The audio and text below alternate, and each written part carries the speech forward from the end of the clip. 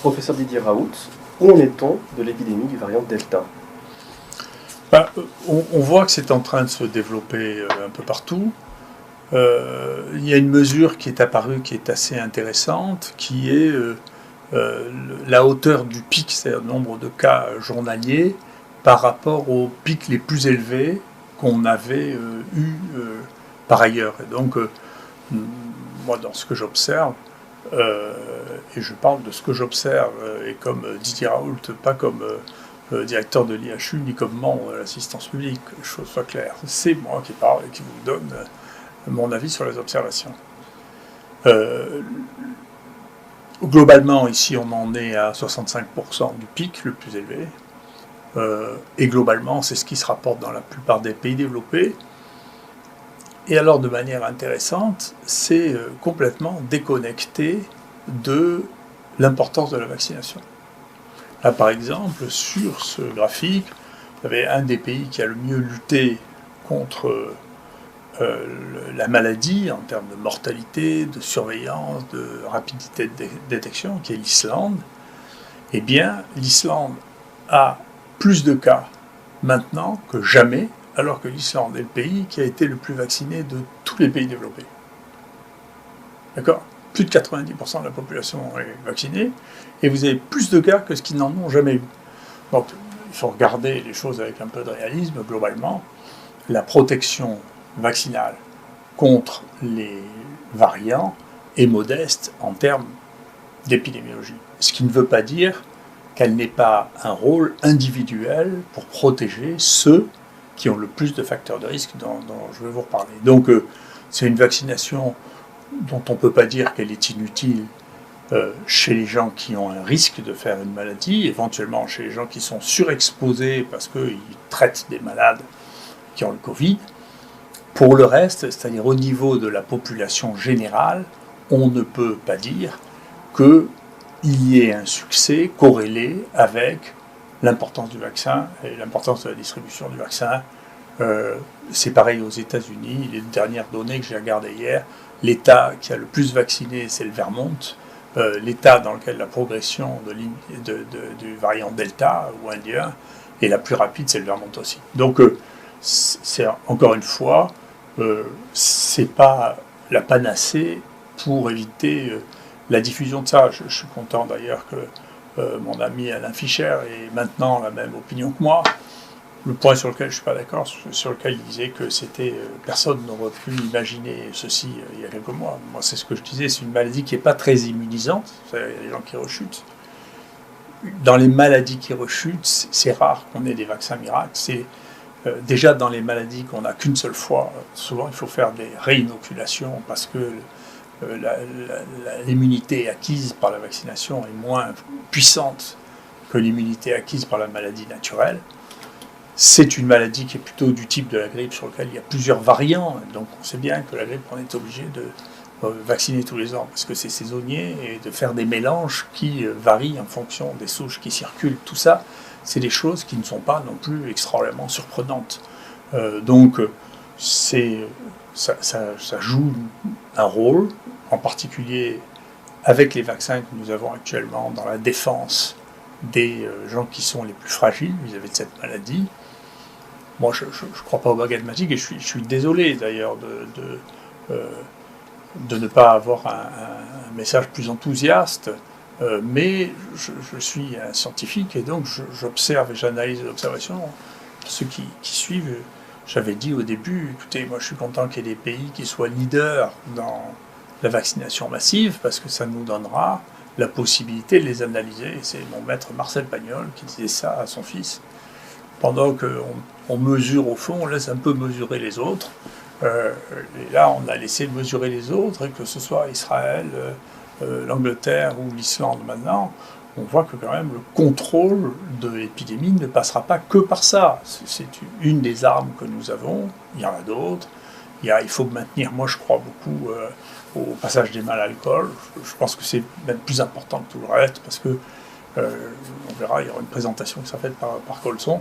On voit que les maladies qui sont associées à des rhinites, c'est-à-dire le rhinovirus et le Covid, c'est un foyer de multiplication très important dans le nez, n'ont pas été contrôlées par les mesures qui ont été mises en place, alors que celles des infections respiratoires profondes, c'est d'abord la multiplication pulmonaire. Dans le Covid, la multiplication pulmonaire est secondaire. La multiplication pulmonaire, eh bien, ceux-là ont régressé d'une manière très importante pendant cette année, du fait probablement des mesures de confinement, donc il y a eu un bénéfice à ça. L'essentiel, à mon sens, ça reste de se nettoyer les mains, parce que vous allez avoir n'importe qui a un rhume, et vous comprendrez comment on transmet le rhume. Vous verrez bien que c'est pas parce qu'il vous éternuez dessus, mais parce que vous vous essuyez le nez, et même si vous avez un masque, vous essuierez le nez. Donc il y a vraiment quelque chose là qui est essentiel, sur lequel il faut faire très attention, qui est l'alcool, pour lequel il y avait une poussée d'utilisation importante, et qui est moins utilisée maintenant. Voilà. Donc ces données sur les virus posent une question qui revient d'une manière très régulière, qui est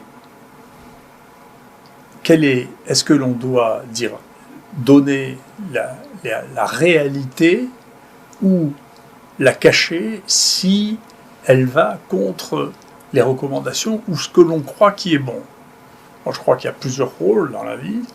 Moi, j'ai toujours pensé que mon rôle à moi, c'était pas de faire la politique de santé publique ou de faire ministre de la Santé. Je me substitue pas, puis je ne voudrais pas, honnêtement, je ne saurais pas le faire. Mais, en revanche, moi, je suis là pour expliquer les résultats des autres, ce que moi j'observe, et donner les chiffres. Et quand on commence à cacher les chiffres, ça veut dire que déjà on sait qu'on a perdu.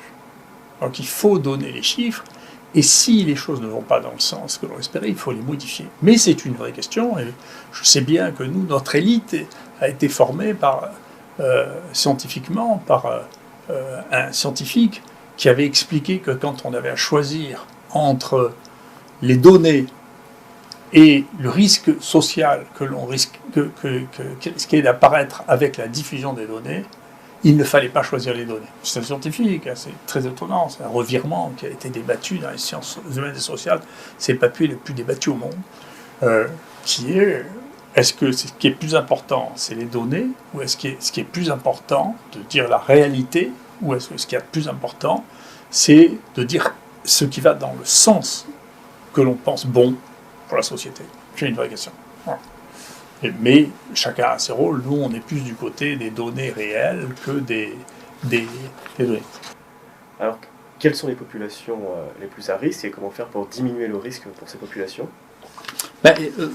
Là, pour rejoindre les données dont je vous parlais, qui sont les données réelles, chiffrées, je suis très content. On a fait un papier qui vient d'être publié récemment, qui est online. Vous pouvez le consulter pour ceux qui lisent l'anglais. Et donc, où on a comparé la stratégie française aux autres stratégies, et puis les résultats dans différentes régions de France, parce qu'il y a eu des différences absolument considérables entre les unes et les autres. Et donc, on voit bien la France, la politique de la France, au départ, personne ne le conteste d'ailleurs, ça a été, il n'y avait pas de test, mais on a eu des mesures de contention parmi les plus drastiques avec celles de l'Italie. Donc c'est nous qui faisions le moins de tests au départ, de tous, dans tous les pays développés. D'accord ? Jusqu'à ce que ce soit rattrapé, et en particulier, après que j'insiste particulièrement, parce que au départ, aux centres nationaux de référence disaient qu'il n'y a que eux qui pouvaient faire des PCR qui étaient valides. Jusqu'au moment où on a fini par avoir plus de PCR que n'importe qui au monde, et que tout le monde se mette à les faire, parce que techniquement, ça ne représente pas de difficulté.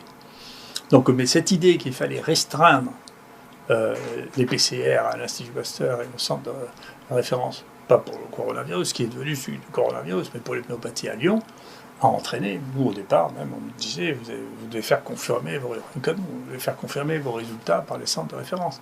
Donc cette limite, non pas de moyens, ça je ne suis pas d'accord, c'est pas les moyens qui manquaient, c'est la volonté de laisser les gens tester une maladie qui était en train de devenir épidémique. Donc c'est un choix qui a été fait, c'est un mauvais conseil qu'on a donné à ce gouvernement, et malheureusement, effectivement, il y a eu un retard au début assez important.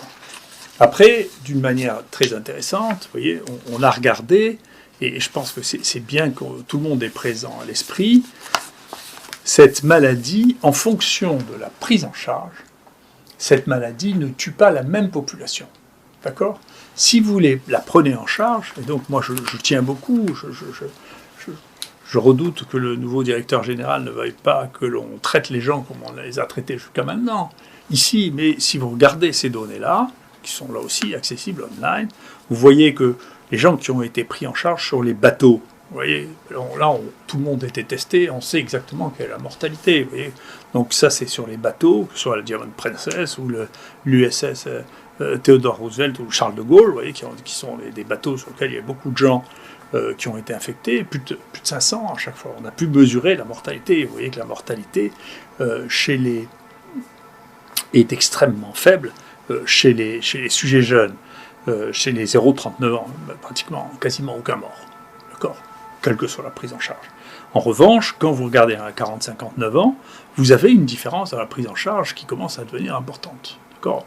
Nous, on rapporte nos résultats, sauf à dire comment, mais nous, nos données publiées jusqu'en en août sont parfaitement disponibles et accessibles à qui le veut. On a proposé à un méthodologiste parisien de venir les analyser ici, pas de problème. Hein. Ça fait 1 million de données qui sont disponibles, c'est énorme. Deuxièmement, donc la mortalité, ici, quand on traite les gens, vous voyez qu'elle est extrêmement basse entre 40 et 59 ans, vous voyez, c'est le tout petit plot. Ensuite, de 60 à 79 ans, elle est aussi plus basse, et puis au-delà de 80 ans, elle est aussi plus basse. Donc ça veut dire que celle-là, comme d'ailleurs les deux premières, là, hein, c'est-à-dire celle d'Allemagne et celle de Grande-Bretagne à ce stade-là, ont été plus basses parce que la prise en charge a été différente. Donc la prise en charge est un élément majeur de la mortalité. Et ça commence au test, on prend les tests, ensuite on les regarde, on a eu l'occasion. Je suis content, à peu près 90% de ce qu'on a dit au fur et à mesure a fini par être recommandé par la haute autorité de santé. Ils font une fixation sur la chloroquine et l'ivermectine, enfin pour le reste, tout ce qu'on a dit était les premiers à décrire, a été mis en place. Donc cela représente, quand vous regardez, ça c'est les données de l'INSEE, si vous regardez les données de l'INSEE sur la surmortalité, jusqu'en octobre, eh bien vous voyez qu'il y a une surmortalité dans notre région, à côté de l'Île-de-France, qui est négligeable, alors qu'elle est très forte en Île-de-France et dans le Grand Est. Et donc si vous regardez la mortalité chez les patients de moins de 60 ans dans les différentes zones françaises, vous voyez que, ce qui est très important, parce que ça neutralise la fréquence de la maladie. Donc s'il y a des sujets plus jeunes qui meurent, eh bien, c'est qu'il y a une réflexion à avoir sur la prise en charge. Voilà. Et donc tout ça, ce sont des données, tout ça c'est écrit, c'est des données, c'est analysé, c'est pas des nôtres, c'est des données qui sont accessibles à n'importe qui, tout le monde peut le regarder. Mais la question est de savoir, ce qui est important, c'est les données, les chiffres, ou ce qui est important, c'est qu'est-ce que ça risque de vouloir dire, est-ce que c'est bon politiquement, pas politiquement, est-ce que c'est bon pour la santé publique, ce qui n'est pas, moi, mon problème. Mon problème, c'est d'analyser les choses, de comprendre les choses, parce que les conséquences de ça ne sont pas nécessairement maintenant, ou dans 6 mois, ou dans 1 an, mais cette accumulation de données, cette analyse des données, permettra, avec le temps, de faire qu'on comprendra ce qui se passe. C'est la même chose pour les vaccins. Je crois qu'on a été les premiers à dire, aussi en se faisant traiter d'antivax, simplement parce qu'on constatait les choses, que le vaccin AstraZeneca, chez les femmes de moins de 60 ans, il ne fallait pas le faire, parce qu'il y avait toute une série de troubles, en particulier de coagulation, avec des embolies, et que donc le bénéfice pour les femmes de moins de 60 ans à être vaccinées par le vaccin AstraZeneca était moindre que le risque. Quand on écrivait ça, ce qui était sur notre site, ce qui nous évite d'être censurés pour l'instant, parce que la censure, alors sur l'hydroxychloroquine et le vaccin, ça y va un petit alarigot, le Lancet écrivait que ça ne remettait pas du tout en cause. Et puis maintenant, même AstraZeneca le déconseille aux femmes de moins de 50 ans. Donc, vous voyez que la roue tourne au bout d'un moment, et que donc d'être dans la réalité, ça finit par se voir. Pareil pour la vaccination. Maintenant, on disait c'est 99%, puis 95% avec le Pfizer. Maintenant, les études récentes de la Mayo Clinic, avec l'état actuel de l'épidémie, donnent des chiffres de 40%. Et donc, on voit bien, attendez, entre un essai à un instant T avec un variant donné et puis la vraie vie, il y a une grande différence. Mais ça ne veut pas dire, tout le problème, c'est que si on reste dans cette vision du tout ou rien, du pro-vax et anti-vax, qui est un langage d'imbécile, c'est les idiots qui disent ça. On ne peut pas être entièrement anti-vax et entièrement pro-vax, ça n'a pas de sens. Moi, ça fait 20 ans que je m'excuse, hein, les gens qui veulent m'expliquer la vaccination, moi, j'ai fait un livre dessus, ça fait 20 ans que j'explique ça, que je pose des questions aux étudiants ou aux gens à qui je fais une conférence. On va regarder pour les vaccins, et je dis, levez la main ceux qui sont pour les vaccins, levez la main ceux qui sont contre les vaccins. Je leur dis, écoutez, c'est une réponse idiote, des uns comme les autres. On ne peut pas dire je suis entièrement pour et entièrement contre. C'est, attendez, pour qui, quand, à quel moment, dans quel endroit? Vous n'avez pas commencé à faire les vaccinations contre l'encéphalite japonaise, quelqu'un qui vit en Islande, c'est idiot. Donc vous n'êtes pas pour le vaccin, la généralisation de la vaccination. Vous n'allez pas faire la fièvre jaune maintenant en Hollande. Vous voyez, donc ça veut dire, non, attendez, et maintenant, si vous avez dans une zone dans laquelle il y a une recrudescence de la fièvre jaune, il faut vous faire vacciner.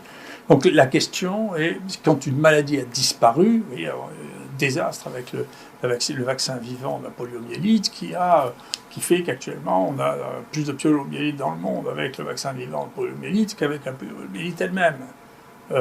Et on a vu réapparaître la poliomyélite dans l'Amérique du Sud, ça avait disparu du continent depuis 20 ans avec du vaccin vaccinal. Donc il y a des choses dans un sens et des choses dans l'autre, tout ça. Il faut essayer d'être raisonnable et de regarder dans chaque situation sans que tout devienne une histoire de drapeau entre les bons et les méchants, les passéistes et les modernistes, les pro-vax et les anti-vax. Tout ça, c'est de la réflexion binaire, c'est bête. Voilà. Et donc, il faut regarder dans chaque situation, écoutez, qu'est-ce qui est raisonnable, qu'est-ce qui ne l'est pas, qu'est-ce qui est bon pour moi, qu'est-ce qui est bon pour la société. Ce qui est bon pour moi, c'est quelque chose qui me protège de quelque chose de grave ou d'embêtant. Qu'est-ce qui est bon pour la société, c'est quelque chose qui empêche la diffusion du virus. Donc, c'est comme ça qu'il faut réfléchir. D'accord ? Il faut essayer d'être intelligent, ce qui est compliqué. Alors maintenant, où est-ce qu'on en est alors avec la gravité? Est-ce que ça améliore ou est-ce que ça diminue? Est-ce que ça diminue la gravité de la maladie quand on est vacciné ou pas? Et est-ce que le fait d'être vacciné diminue la gravité de la maladie? Pour l'instant, c'est très difficile à évaluer. Moi, je ne sais pas le faire. Ça a beaucoup irrité aussi les gens ici que je dis ça. Je ne sais pas le faire et je crois que personne ne sait le faire en réalité pour l'instant parce que nous n'avons pas assez de données et surtout, on n'a pas assez de données autonomes, indépendantes. Voyez, moi, je le vois sur l'histoire de AstraZeneca et des thromboses. Je le vois il y a des divergences dans l'évaluation des effets secondaires des vaccins qui sont absolument spectaculaires, qui vont du simple à 10 fois plus. Donc, ce n'est pas quelque chose sur lequel c'est devenu le dernier sujet le plus sensible. Alors, on a dit, écoutez, voilà, ceux qui sont vaccinés ne sont pas contagieux. Moi, j'ai entendu dire ça, un truc officiel, ce qui nous étonnait beaucoup, parce qu'ils avaient des PCR qui étaient positifs. Alors, il y a des gens qui disaient, oui, peut-être qu'ils ont une PCR positive, mais pas de virus. On cultivait beaucoup de virus. Bernard Lascola, ici, a cultivé plus de virus de Covid que n'importe qui au monde. Donc, si, ils ont des virus circulants. Après, ils ont dit, non, mais il y a des gens qui ont commencé à dire, oui, les PCR les charges virales sont plus basses. Alors, c'est pas vrai, elles ne sont pas plus basses. Maintenant, il y a 3 papiers qui sortent dessus, qui disent qu'elles sont au même niveau. Il y a même, nous, on trouve même que les charges virales sont plus importantes chez les gens qui ont été vaccinés ou pas. On ne sait pas pourquoi, on ne sait rien du tout. Mais en tout cas, on ne peut pas dire que les gens qui sont vaccinés, qui sont infectés, ne sont pas contagieux. Ils sont contagieux comme les autres, il faut les traiter comme les autres, il faut faire attention.